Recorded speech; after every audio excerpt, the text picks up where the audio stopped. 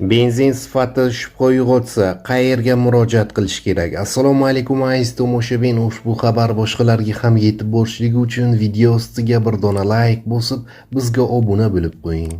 Diqqat qiling, agar yonilg'i quyish shoxobchasida sotilgan avtobenzin sifatiga shubha tug'ilsa, iste'molchi chekni saqlagan holda va zarur hujjatlar bilan o'z energiya inspeksiyaga murojaat qilishi lozim.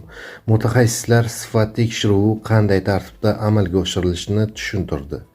Ma'lum qilinishicha, avvalambor yonilg'i sotilgan ayoqishning to'liq nomi va manzili, shuningdek, mahsulot uchun to'lov qilinganini tasdiqlovchi chek saqlangan bo'lishi shart. Bu keyingi murojaatlarni rasmiylashtirish uchun asosiy dalil hisoblanadi.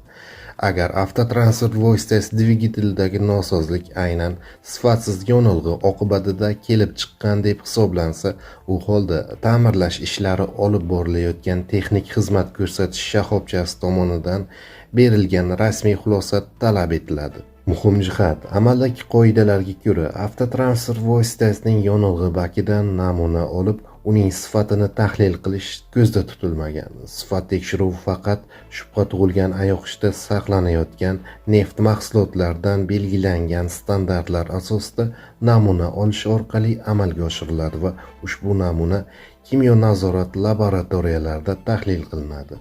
Shu bois shubha tug'ilgan holatlarda sifatsiz yonilg'ining iste'molchilarga tarqalishining oldini olish maqsadida fuqarolardan darhol o'z energiya inspeksiyaning ishonch telefoniga 71 kodi bilan 208 10 15 orqali murojaat qilish so'ralmoqda.